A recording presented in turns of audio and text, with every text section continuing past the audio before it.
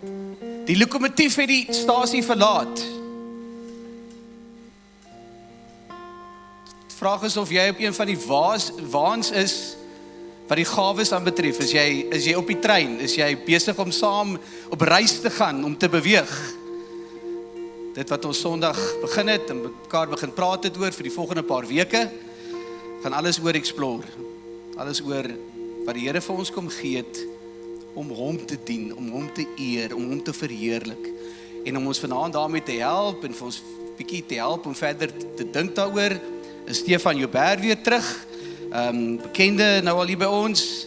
Ons begin praat van vriende, as jy al tweede keer kom, Stefan, so baie welkom, vriend van Vredelus, kom ons gee my lekker hande klap en sê vir hom dankie.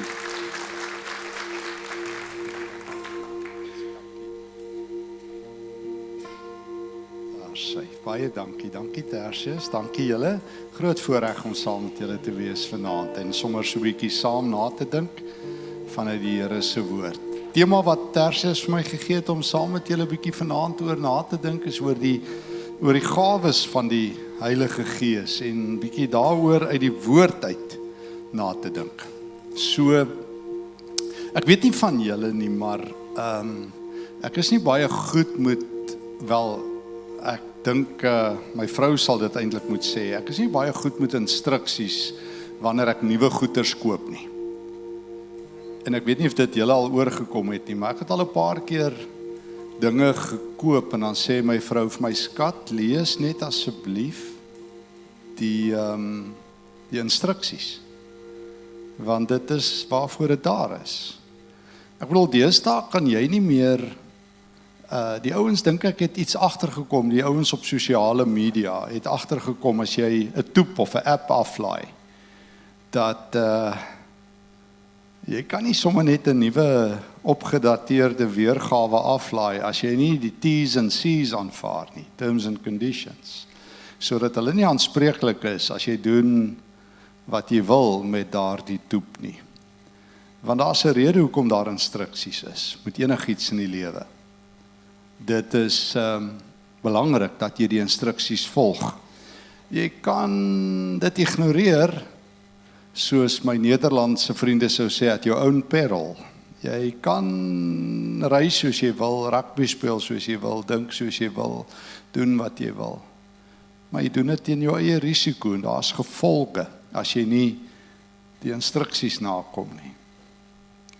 En meer as amper enigiets anders waaroor Paulus in sy briewe skryf, sê hy dit van die charismata.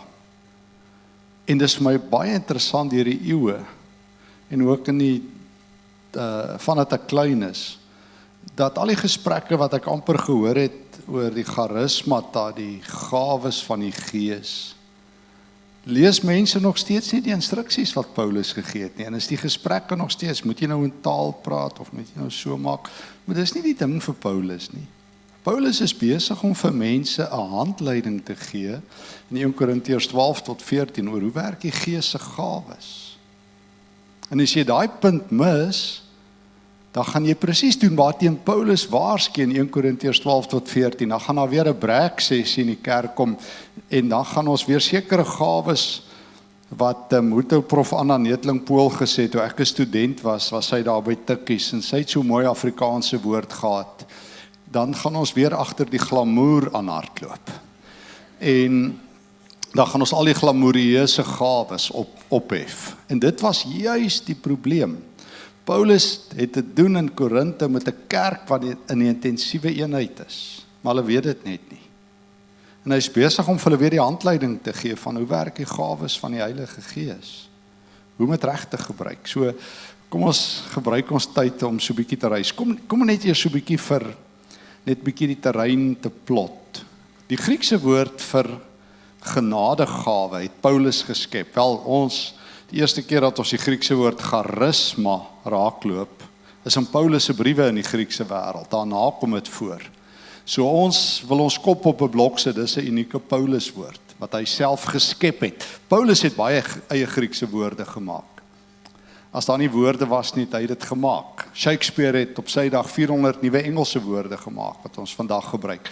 AI het nou weer ook hulle eie interessante dinge. Ek moes daar by predikante saamtrek op Goudini praat, ek moes gister met hulle oor AI en geloof praat, het hulle gewys hoe AI op mense se taal, ek weet nie wat nie, maar iets vreesliks mee doen. Meeste ouens, jy kan hulle so op 'n afstand sien, die is daar almal wat ge-AI is. In elk geval.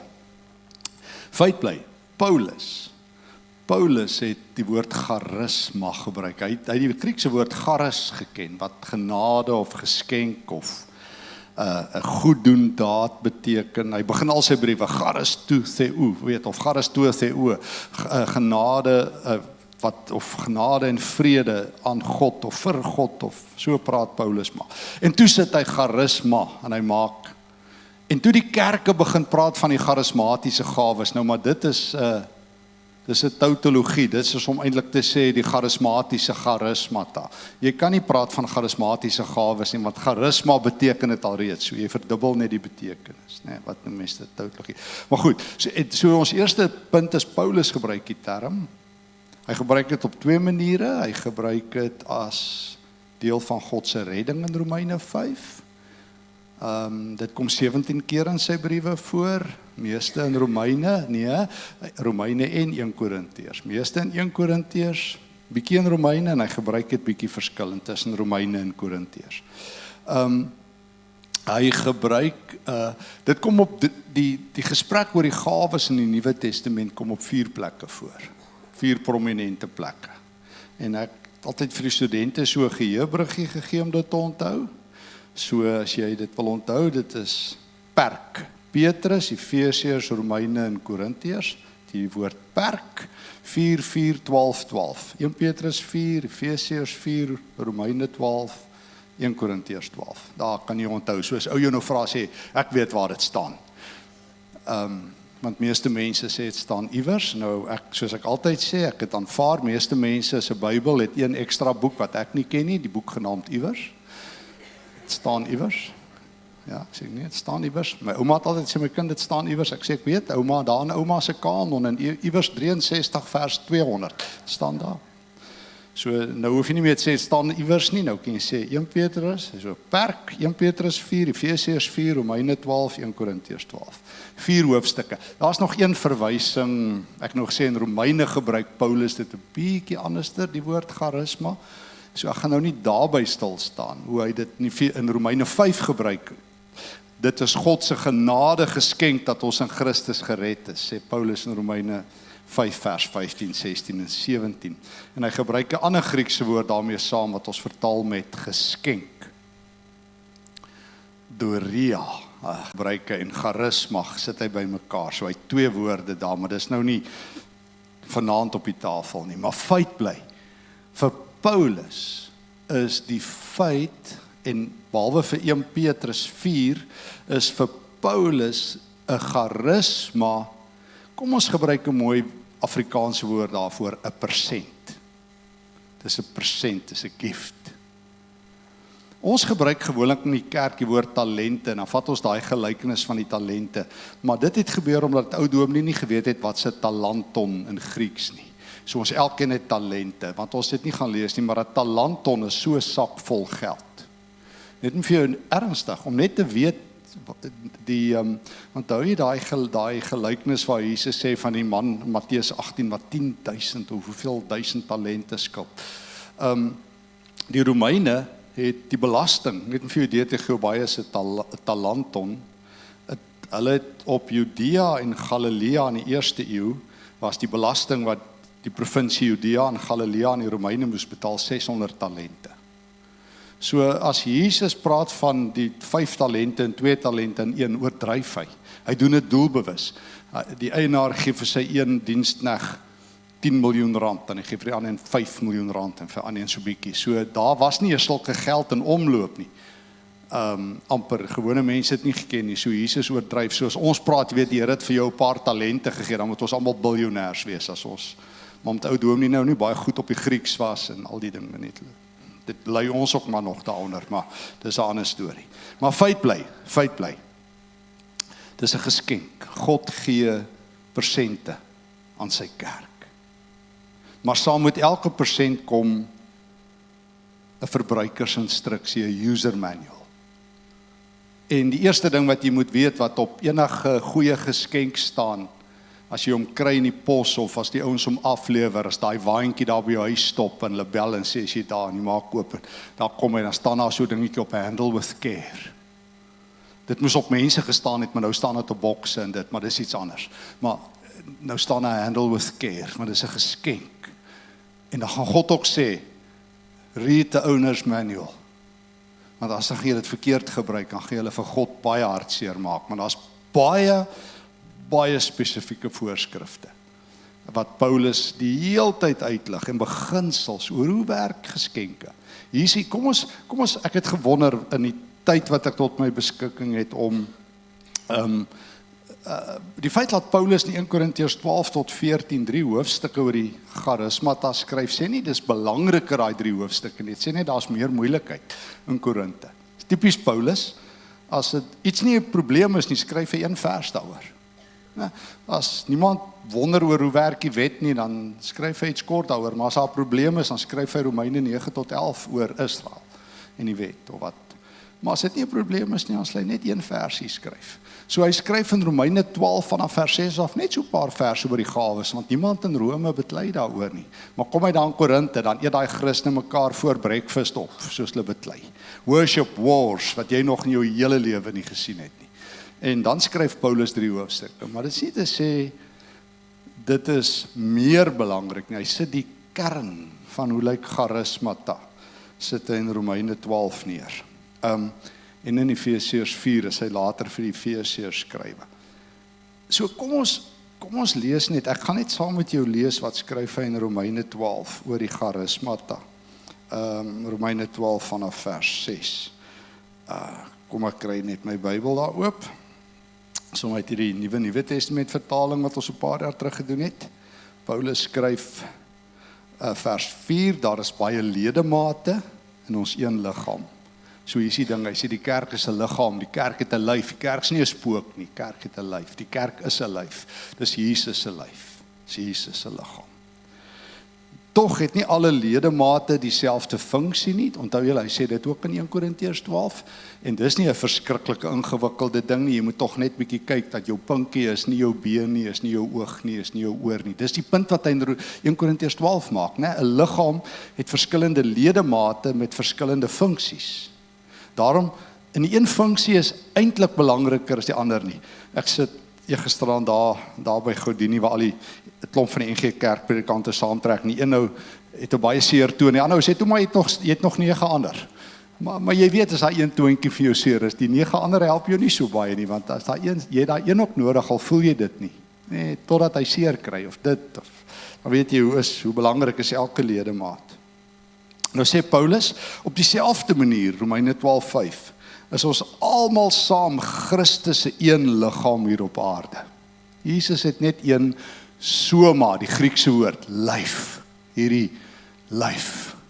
Ek het groot geword, ek weet nie van julle nie, maar ek het nie kerk groot geword. Nou, ons Joubers het nie, ja, my maale was, ek nou nie, my pa gaan nou hou daarvan daar in die hemel as hy nou hoor ek sê dit nie, maar ons het nie oorgeloop van kerk nie. Dit is nie asof, my pa was by die lugdiens, dus ek ons in Kempton gebly het, hy het gevlieg, en een keer het ou dominee daar by ons kom huisbesoek doen, toe sê die Joubers is baie betrokke, sê my pa, nee, wat, ons kom maar net baie kerk toe, maar my pa het, ek onthou, sit ons in die kerk, en ou dominee gesê, daar is soveel siele in ons gemeente.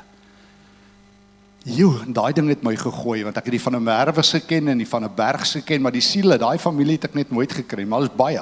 Nou kyk ek daar in die klas, in graad 1 en graad 2, dan sit van 'n Merwe en Trieter en van 'n Berg, maar daar's geen siel nie, maar ou dominee ken die siele, en toe vra ek eendag, maar waar bly daai siele? Want ons kry hulle net nie, maar dominee sê elke keer daar soveel siele in ons gemeente, so sê hy my kind, so ek het nog nie die siele gekry nie, maar wat ek wel weet, is dat Paulus sê, die kerk is Jesus se liggaam. En hy gebruik die beeld pragtig. Nou, as jy nou tyd het, gaan lees 1 Korintiërs 12. Hy sê, een ou is die oog in hierdie liggaam, een ou is die oor, maar hy gebruik dit pragtig genuanceerd anderster in Efesiërs en Kolossense. Dan sê hy, In die latere briewe sê hy, Christus is die hoof van hierdie liggaam. Hy is die kop. Maar in Korintiërs sê ons is almal liggaam. So dis maar net bietjie hoe Paulus met sy eie beelde werk. Maar Christus is die hoof. So dis die belangrikste punt. En in die antieke wêreld en vandag nog die ouens te glo, die liggaam groei uit die kop uit. Die kop is die sigbaarste deel van die liggaam. So die kop verteenwoordig die liggaam. Christus is die hoof, hy hou sy hele liggaam bymekaar. So dis die eerste punt. En ons het almal nou geskenke, maar ons is verskillend, so kom ons lees verder. Paulus sê, ons elkeen is ledemate van hierdie liggaam. Ons het mekaar nodig. Dis soos daai vriend sê, ag jy het nog 9 ander tone oor, daai een werk nie. As daai een toontjie vir jou seer is, het jy seer. As jou pinkie verstuit is, dis al wat jy weet, jy het 'n seer pinkie, maar jy weet nie eintlik van 'n pinkie of van 'n ringvinger, totdat daai ringvinger in 'n deur vasgeslaan word en hy so blou is. Nou weet jy, ek het seer, dis hierdie vinger wat ek nie van geweet het ek het nie, maar nou is hy baie seer. So die liggaam het almal mekaar nodig. En nou sê Paulus om te sorg dat hierdie liggaam lekker gesond en effektief is, ons elkeen het verskillende hemelse genade geskenke, charismata. Die Grieks, die enkelvoud, charisma, die meervoud, charismata. Dis net hoe 'n Griekse meervoud werk. In die, ja goed, kom ons los die taalklasse. Nou sê julle het gekom vir Grieks. Partykeer klink ons almal so, al praat ons Afrikaans. In sy goedheid het die Here dit verniet aan ons gegee. Hier is die volgende punt. So die kerk is 'n lyf, dis Jesus se lyf. Ons elkeen het persente gekry by die Here. In sy goedheid het die Here dit verniet gegee. Nou hierdie punt maak Paulus, nou kom ons stop net gou daar. Dis die punt wat hy in 1 Korintiërs 12 ook maak, as daai ouens so beklein sê, ek is die belangrikste, ek praat in vreemde tale, sê die ander nie, ek kan profeteer, en ander sê, ek kan wonderwerke doen. Dan sê Paulus, asseblief mense, julle verstaan nie, dis 'n liggaam. En een ledemaat het nodig om die ander ledemaat te laat werk, die oor. Hy sê, die oor, jy kan nie net 'n oor wees nie, kan nie net 'n tong wees nie, kan nie net 'n oog wees nie. Kan jy nou dink, as jy nou geoog het, laat dit bars, maar jy het nie geoor nie. Dan die moeilikheid. Jy kan nie. Jy het 'n gesonde liggaam met elke ledemaat brood nodig. En die Here het ons vir mekaar gegee. So verskillend om die eenheid te dien. So 'n kerk wat regtig funksioneer is verskillend om dieselfde te wees, om die liggaam te dien. Hy sê, kyk net na jou liggaam, is 'n baie eenvoudige oefening, ons liggaam sê dit. En God gee dit verniet. So jy kan nie na die Here toe gaan en sê, ek wil graag pinkie wees nie. Die Here sê, jy's duimpie. Nou, dan sê Here, maar ek wil pink, ek wil die hele tyd pink. Sê die Here, maar jy's duim. As jy nie vrede maak met wie jy is nie, gaan jou lewe ongelukkig wees. Ek ken baie Christene wat nooit vrede maak, hoe die Here hulle persent vir hulle gegee het nie. Nou noem Paulus 'n paar van die persente en hy noem elke keer ander. Paulus het nie net een lys van so gawes wat die Here gee nie. Hy noem in al sy briewe verskillendes. Kom ons hoor wat sê hy vir die ouens in Rome. Goed, die Here het dit verniet gegee. Ons gaan terugkom daarna. As jou persent is om God se wil bekend te maak deur profetiese woorde, dan moet ons God vertrou om dit reg en tot sy eer te doen. So party mense het die gawe van die profetiese bekendmaak van God se woord. Hy sê, dan moet jy dit doen vir God se eer.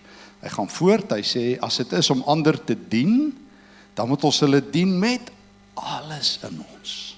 As dit is om ander te leer wat God sê, dan moet ons uitblink in onderrig. As dit is om ander te bemoedig in hulle geloof, dan moet ons uitblink in bemoediging.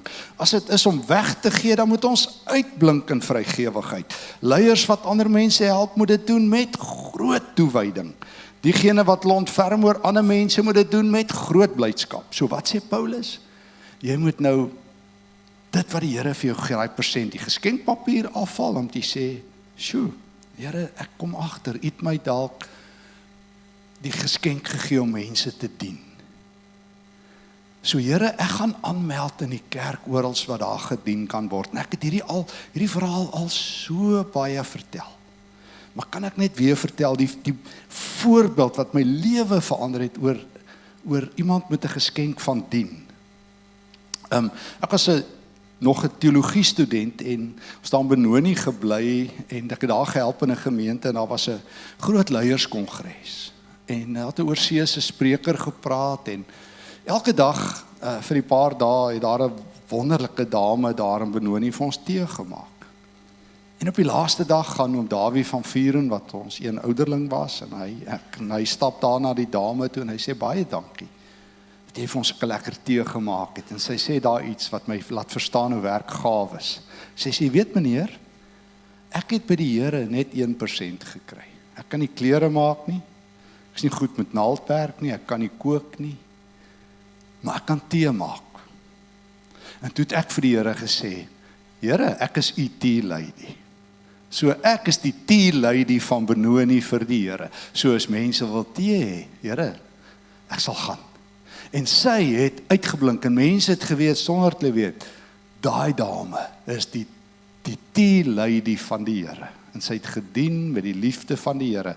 En sy was op haar gelukkigste as sy tee gemaak het.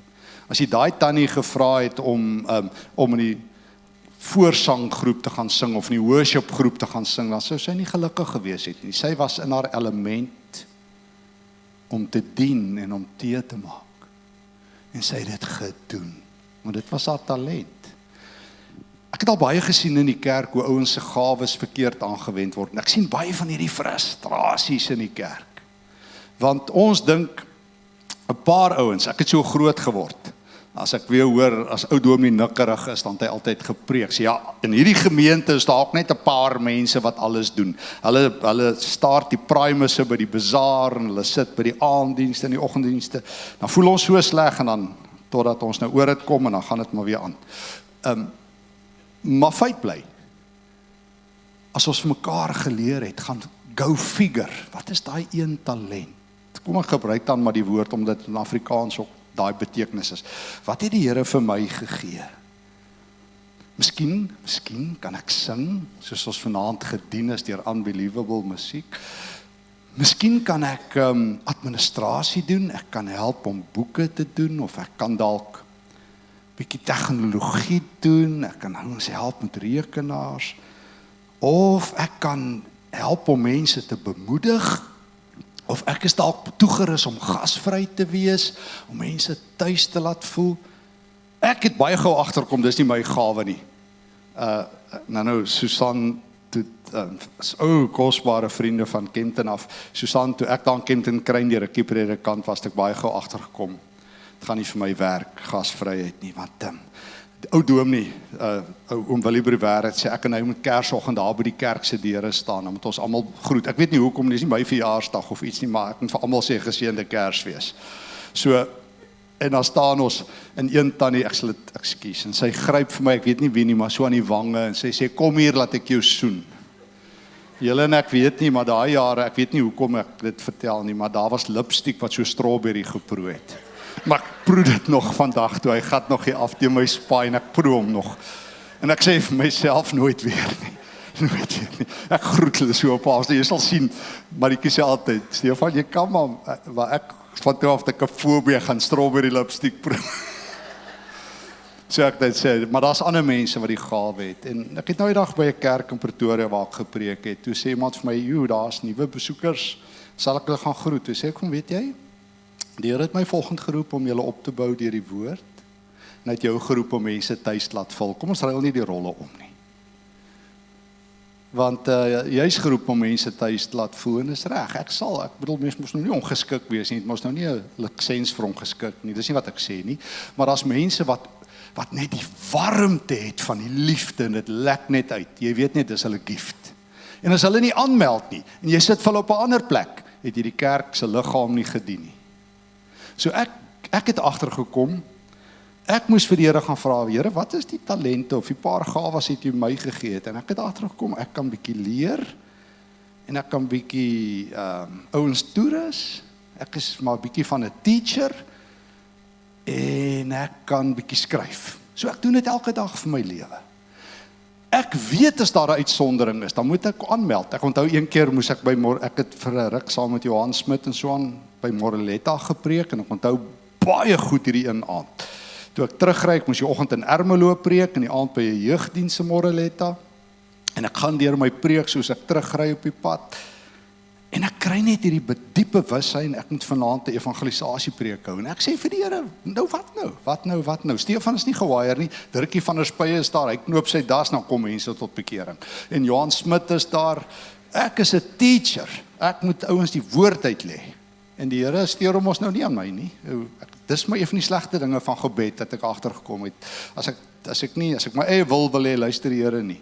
En ek moet daai aand en ek onthou so half onbeholpe sukkel ek en ek sê as iemand is wat die Here wil aanneem en hier kom 'n meisie en daar kom 14 mense. Ek sê vir Here en nou, wat nou? Ek weet nie wat om te doen nie. Ek weet ek gaan vir hulle bid, maar hulle het die Here gevind. Maar ek onthou die een meisie wat vertel sy het by hierdie gebou verbygery en dit gevoel of 'n magneet op haar kar se dak vasdruk en sy het daar ingery. En daai kind begin huil en sy sê ek het Christus gevind. So ek weet as daar niemand anders daai aand is nie, moet ek dit doen. Maar as daar iemand anders is, dan steel ek hulle gawe as ek dit wil gebruik. En dit het ek al baie in die kerk gesien, want almal, ek onthou einste by Moreletta het 'n jong dominee een keer vir my sê, hy sal sy voortande gee net om so vir duisende te preek. Sê moenie, jy hoef nie jou tande te gee nie, dis regtig duur, moenie om te jou tandarts toe vat. Maar jy kan enige tyd my preek vat as jy dink jy het iets bereik as jy vir baie mense preek. Jy moet net mense lief hê en al preek jy vir 10 mense, moet jy met die passie van die Here doen. Maar as dit 'n kompetisie word en dis wat Paulus so irriteer, laat die mense dit nie verstaan nie. So die kerk is 'n liggaam. Elke Christen het 'n gawe. Die Here gee dit soos hy wil, uit genade, en jy moet dit ontdek en gebruik. Want daar's 'n ou rugby reël, use it or lose it. As jy jou gawes nie gebruik nie. Die Bybel waarsku baie, God gee verniet, maar hy vra, wat het jy gedoen? God gaan vra, wat het jy gedoen? As ek jou aan mekaar gemaak het om groot vreugde aan my te bring, deur 'n kinderbediening te hê, deur kindertjies te dien, en jy was, verskoon die beeld, en jy het toe by die senior lidmate bediening gewees, hoekom het jy my nie verstaan? Ek het jou 'n hart gegee vir kinders. Ek onthou ek het 'n paar jaar terug met 'n leraar gepraat wat aan die Oostrand een van die beste kinderbedienings gehad het wat ek ooit gesien het, en hy het net opgehou. En ek het 'n paar keer op maniere van hom gesê, ek dink jy begrawe 'n gawe wat die Here vir jou gegee het. Kinders het geglo, hulle die Here gevind, en hy het net opgehou. Ek weet nie. Maar ek dink jy moet nooit, Paulus sê vir Timoteus, jy moet dit wat die Here in jou gedoen het, soos 'n vuur aanblaas. So, elke Christen het 'n gawe, en 1 Korintiërs 12 sê, die drie-enige God gee dit, gaan lees nou daar in 1 Korintiërs 12, die Vader en die Seun en die Gees, net die Gees nie, Paulus gebruik die Triniteit, hy sê, die Here, die Vader en die Heilige Gees, die Here Jesus, die Vader en die Gees is betrokke. Gee vir elkeen soos hy wil, dis God se keuse wat jy kry, hy bring die persent. Ek meen, ons kan so nou en dan vra, maar dis mos nie fair as jy weet wat se persent jy kry nie. Ek bedoel, dis mos lekker as jy, ek onthou, ek weet my vrou, as jy daai persente in Kersfees onder die boom sit, dit is net ongelooflik. Sy wil net sê, wat het jy vir my gekoop, skat? Ek sê, wag net man, tot jy verjaar, of Kersfees kom. God sê, ek sit onder jou lewensboom vir jou persent, sodat jy my, hier is die rede, nou kom ons by die volgende instruksie, sodat jy ander mense kan dien en opbou. Oor en oor en oor, dis die sterkste woord van die gawes, die funksie daarvan, tot opbou en voordeel van ander gelowiges. Hier is die dealbreaker. Paulus sê, as my gawe en jou gawe, as ons twee mekaar nie dien nie, stop het. Moet dit nie gebruik nie. Het is belangriker dat jy gawes reg gebruik, as dat jy dit het. Maak het sin? Dit help veel, jy kan sê, ek het weet nie wat se klere, springbokklere en wat 'n sport nie, maar jy gebruik het verkeerd, dan moet jy dit nie gebruik nie. So stop dit as my gawe ander gelowiges nie dien nie. Jare terug, om 'n voorbeeld te gebruik uit 'n ander wêreld, jare terug toe, onthou ek, dalk sal van julle onthou, daar was 'n ou bekende bokskeieregter in Suid-Afrika, Stanley Christodoulou. Hy was 'n baie beroemde bokskeieregter wat baie wêreldtitelgevegte gedoen het. in Las Vegas en so aan. En toe hy afgetree het, toe vra hulle vir hom, wat was sy hoogtepunt? En nou sê ouens gedink het, was toe hy een van die wêreldtitelgevegte van Sugar Ray Leonard gedoen het, of wat?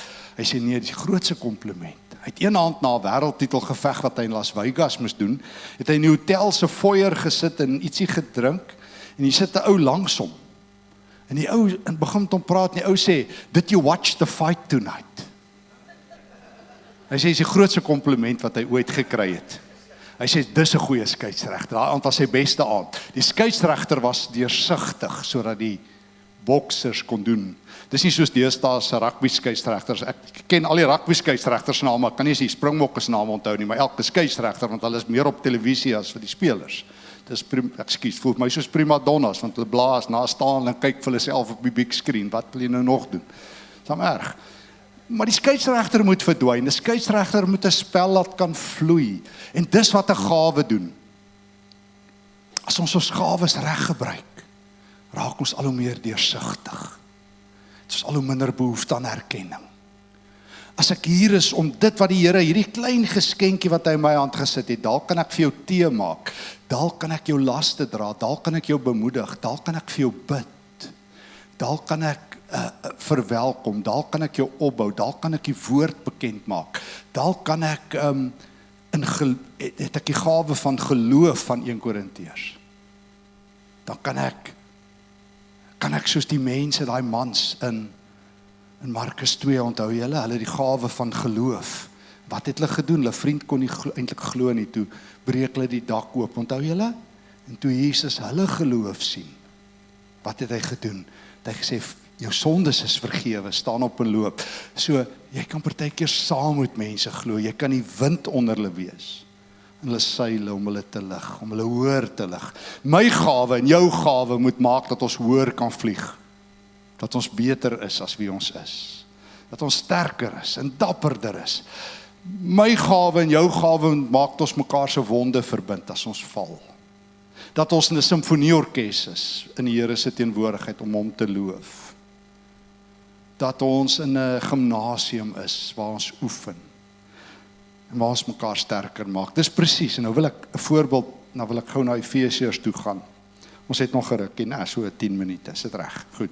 So, Paulus skryf nou vir die gemeente in Efese, dan praat hy in Efesiërs 4, gebruik hy 'n pragtige beeld. Hy sê, toe Christus hemel toe gevaar het, het hy gawes uitgedeel. So, in die Bybelse wêreld het die ouens oorwinningsoptogte gehou. Het jy geweet die Romeine het gewen?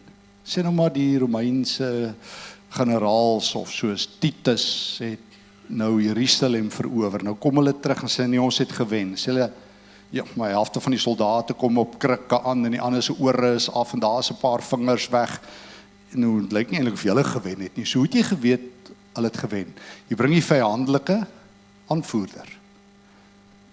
En jy bring geskenke, jy bring voorwerpe. Dis hoekom die van julle wat al in Europa was en so aan, jy sien al hierdie Egiptiese obelisks wat die ouens gebring het.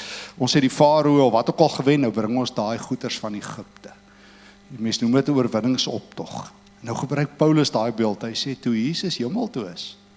En een van die maniere as jy regtig goed gewen het, as die Romeinse keiser, dan vat jy so baie skatte van daai land wat jy verower het, dan deel jy dit vir die mense uit. Nou sê Paulus, toe Jesus hemel toe gegaan het, het hy so groot gewen, hy het die duiwel gewen, hy het die dood gewen, hy het die wêreld gewen. Nou is hy in die hemel in. Nou deel hy geskenke uit, sodat sy aardse kerk kan oorleef.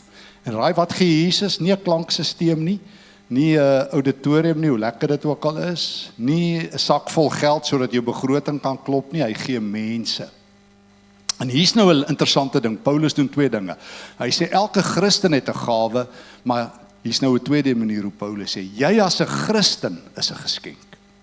So party Christene kan profeteer, anderster kan bedien, anderster kan troos, maar nou kom Paulus en sê, en daarom het God om sy kerk op te bou, het hy die volgende gawes gegee toe in die hemel is: apostels, profete, evangeliste, herders en leraars. Hy gebruik hy laaste 2, is moeilik om die Grieks, dit lyk vir hulle albei aan mekaar sit.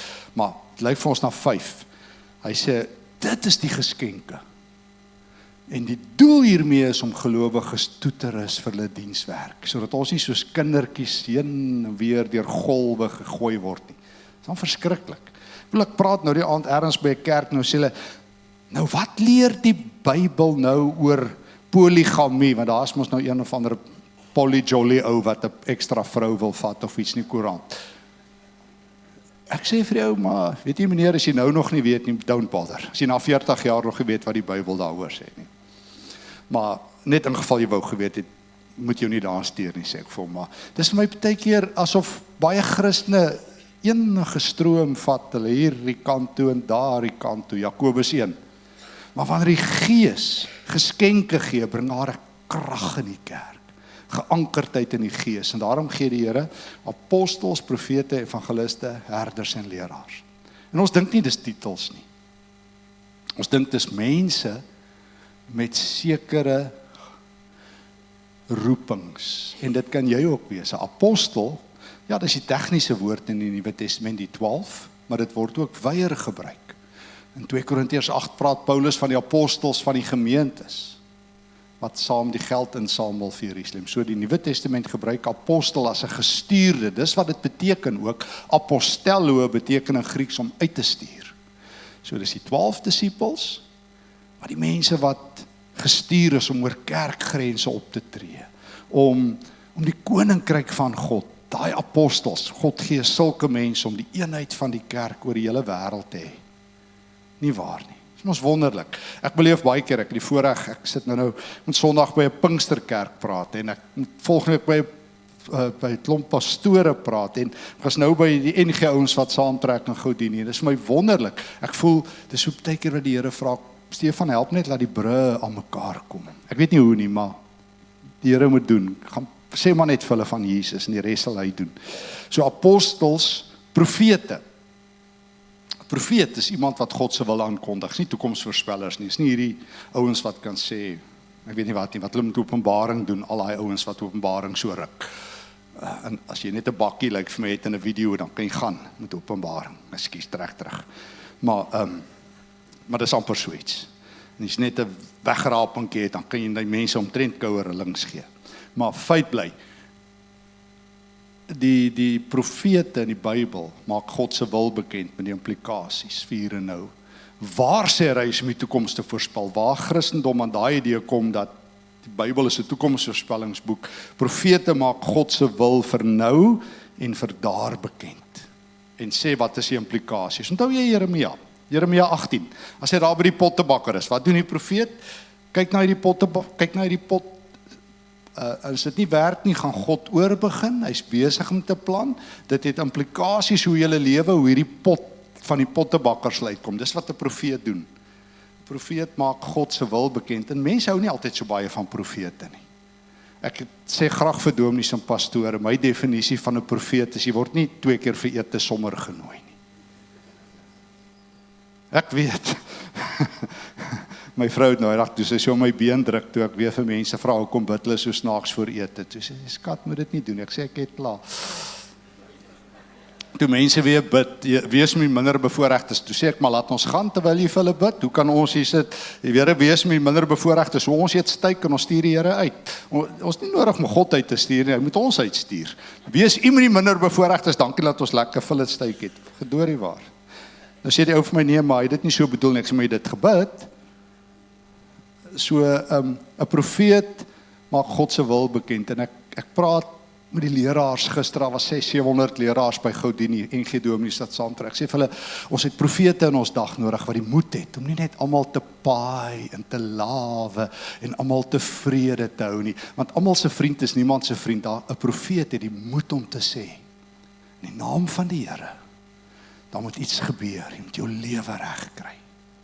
Daar moet iets gebeur. 'n Profeet het die moed om nie agteraf te praat nie, maar met die liefde van die Here, maar ook met die dringendheid van die Here mense aan te roep. Profete is nie altyd, hulle is die moeilike ouens in die kerk. Niemand het van Jeremia gehou nie. Almal wil softly whispering woorde hê. Ja. Apostels, profete, evangeliste, Dis mense wat 'n dringendheid het, laat mense verlore gaan. En ons kan dit nie vat, laat die wêreld verlore gaan nie. Ons wil hoor wat Jesus gesê het in Lukas 5, toe hy vir Petrus geroep het. Petrus, kom agter my aan en ek sal jou visser van mense maak. So omdat ons nie met die gawe bedien, dat ons nie self glo ons is evangeliste nie. Dat meeste Christene, sê George Barna, as jy 15 jaar lank 'n Christen is, gelukkig geld dit vir Amerika, die 0 invloed in die wêreld. 0. Dan weet jy net, die wêreld se donker plek. Maar weet julle, ons moet nie daar gaan nie. Dan weet jy alles wat verkeerd is daar. Kinders moet vlug of iets, ek weet nie wat nie. Maar dan is dit donker en God kan niks in die wêreld doen nie. Maar as jy evangelis is, dan breek jou hart. Ek het nou die dag iemand so 'n paar jaar terug in 'n minuut opgelys evangelis. Ek dink dit kan. Ek dink mens kan.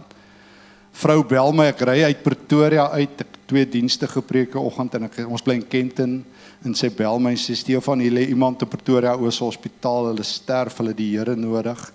Hulle weet nie hoe nie, jy moet kom. Ek sê, weet jy, 1, ek is te ver en 2, ek is te ver. En wat gaan ons nou maak? Sê jy oplei as evangelis? Hoe nou? Wat bedoel jy? Wat gaan ons doen? Sy sê, ek kan nie, ek sê, dis nie die vraag nie mevrou. Die vraag is, die Here het nou op jou knoppie gedruk. Ek sê, weet jy wat? Dis maklik. Ek sê, kom ek leer jou. Kan nie vir iemand sê agter my aan, Jesus is die Here. Sy sê, Jesus is die Here. Kan nie vir iemand sê, ek gee my lewe aan Jesus as die Here. Sê dit agter my aan. Jesus is die Here, ek gee my lewe aan hom. Kan nie vir iemand sê, as jy dit glo, met jou mond bely, met jou hart glo, sal jy gered word. Kan jy dit sê, die derde ding? Sy sê, dit kan nie so maklik wees nie. Ek sê, ek beloof jou dit is. Jy is opgelei. Jy het 'n eregraad in evangelisasie. Jy is 'n gestuurde van die Here. Ek sê, van daar's nie tyd nie, mevrou. Gaan. Voor daai persoon sterf. Gaan. En weet jy, sy het, en toe kom sy agter, is nie so moeilik nie. Nie so moeilik nie. So ons is almal wat Jesus volg, evangeliste, apostels, profete, evangeliste, herders. 'n Herder is iemand wat jou vashou. As jy daai gawe het van 'n herder, jy hou mense veilig. As hulle huil, kan jy hulle trane voel. As hulle rou, is jy die persoon wat die hand op die skouer het, wat net die stilte van die Here bring, die sagte, heilige stilte van God. Jy is die herder wat in 1 Petrus 5 se taal ook die wolwe weghou. Jy sien die wolwe kom. Jy is die herder wat die bekertjies koue water uitdeel. Die mense gaan besoek in die hospitaal, wat die gebedsgroep op datum bring, wat vir mense bid as niemand weet nie. Apostels, profete, evangeliste, herders en leraars. Ongelukkig het ons die Griekse, het ons die woord leraar, dink ons aan 'n dom nie. Maar in die Nuwe Testament is dit 'n teacher, 'n didaskalos.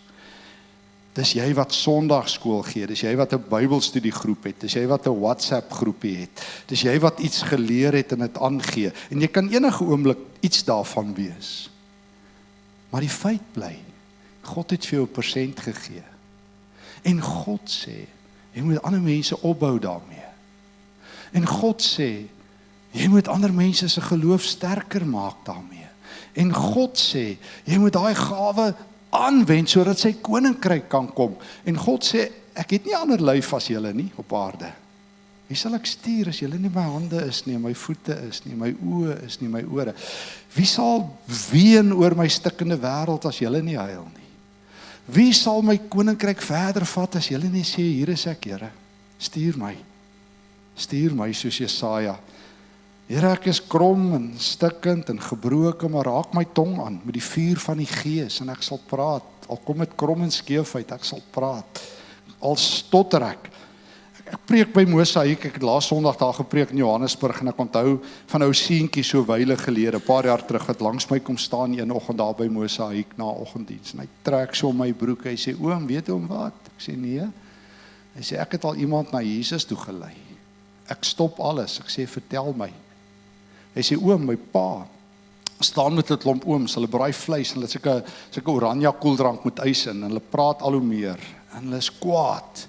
En dan gooi hulle nog koeldrank in en dan is hulle nog kwaader oor alles. En die een oom sê, hy weet nie waar gaan alles heen nie. Ek sê, ouma, ken jy vir Jesus? Want ek staan langs my pappa, mamma wil nie hê nie, want sy sê, jy moet nie daar by die oom staan nie, hy gaan vir jou goed leer. Maar toe ek daar staan, sê ek vir hom, oom, ken jy vir Jesus? En daar begin die oom huil, hy sê, as hierdie laaitie vir Jesus ken, dan is daar groot fout in my lewe dat ek nie weet nie. Hy sê, toe begin hy oom huil, en hy sit daai koeldrank neer. En al die ooms sit hulle koeldrank neer, hulle het nie baie van die koeldrank gedrink nie. En die oom het in Jesus begin glo. Ek sê vir hom, evangelis vir Jesus. Hoe moeilik is dit? Wat sal gebeur as ek aanmeld om tee te maak? Wat sal gebeur as ek aanmeld om vir iemand te bid? Wat sal gebeur as ek vir iemand sê, Jesus is die Here? Wat sal gebeur as ek sê, kan ek aanmeld om die karre op te pas, terwyl ons by die kerk is? Wat kan die Here nie daardeur doen nie? Sluit af. Een van my vriende woon 'n kursus by van Rick Warren in Amerika, daar by Saddleback, en hy gaan badkamer toe, terwyl dit is 'n hele dag kursus, en in die toilet loop iemand raak wat die badkamer skoonmaak.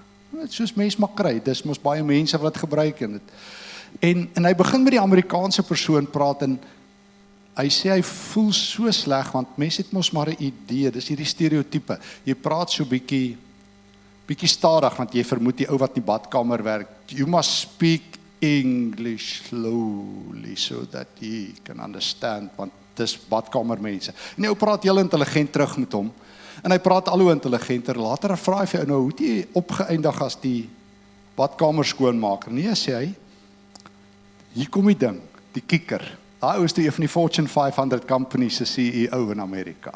Hulle aanbid by Rick Warren. En Rick Warren sê, elke ou het 'n gawe, en jy gaan aanmeld, en hierdie ou wil graag dien, as jy van al wat oor is toiletdiens.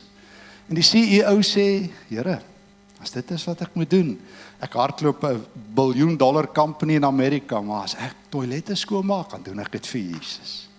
Nee. En hy het dit gedoen, en hierdie ou teruggekom Suid-Afrika, hy sê, ek weet nie wat Rick Warren gesê het nie, maar ek het die grootste toilet skoonmaker ontmoet, wat ek in my hele lewe ontmoet het, 'n man van die Here. Dan dink ek wat is die ou, die ou daar, Franciscus van Assisi, wat as hy by 'n kerk gekom het, voordat hy gepreek het, want dit was altyd die straf van die ou monnike, wat nie die kloosterreëls gehou het, net hy gevra, wie sal, dan vir jou straf het jy toiletdiens gekry. Want hy gevra, wie sal toiletdiens? Ek preek nie, voordat ek nie die besem in die mop gevat het, en hom vrygestel het vandag van toiletdiens nie. So, dis die voorwaarde, ek maak die toilette skoon, en dan sal ek preek. En ek dink aan groot mense, wat net aangemeld is, het Here, hier sê ek. So, geliefde, jy is 'n geliefde van die Here, jy is deel van Christus se liggaam. Dalk 'n oog, dalk 'n oor, dalk nog 'n bietjie dormant, dalk is dit 'n winterslaap oog, maak oop. Dalk so 'n bietjie 'n dowe oor, wat volwasse is, ek bedoel volwasse. So, dan wil die Here vanaand die was uithaal. Dalk is dit 'n pinkie, en jy dink, wat kan 'n pinkie vir 'n klein vingertjie doen? En Jesus sê, jy kan iemand nader wink. Jy kan 'n sagte hand op iemand se skouer sit. Wat kan ek vir Jesus doen? O Here, hier's my paar visies. As ek dit vir u gee, kan die 6000 mense kos gee net so. So ek bring wat ek het.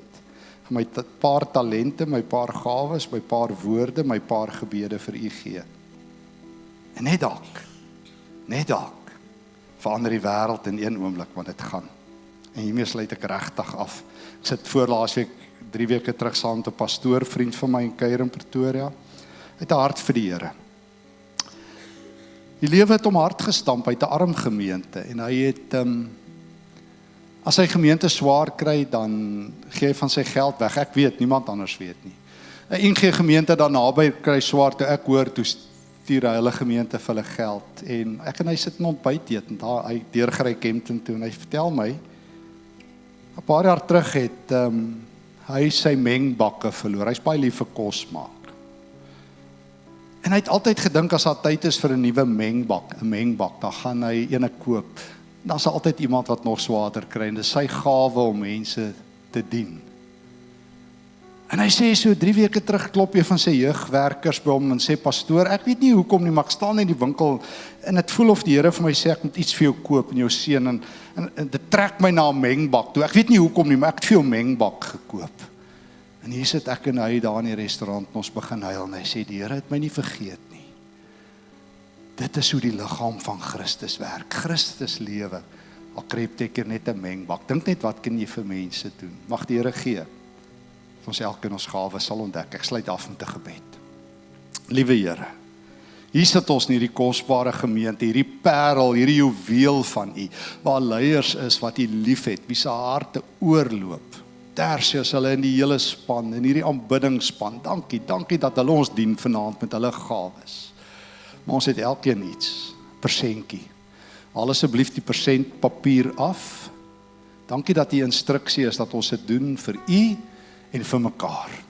Here, as ek sing, dat ek vir ander sing, as ek bid, dat ek vir ander bid, as ek preek, dat ek vir ander preek, as ek toerus vir ander, maar Here gee dat hier 'n nuwe krag sal wees, omdat die gawes van die Heilige Gees aan die werk is, soos U dit gee, soos U wil. Seën ons, rus ons toe, laat die vuur uit die hemel ons krag wees, soos ons gesing het, laat die Heilige Gees ons vesting wees in die naam van Jesus. Amen.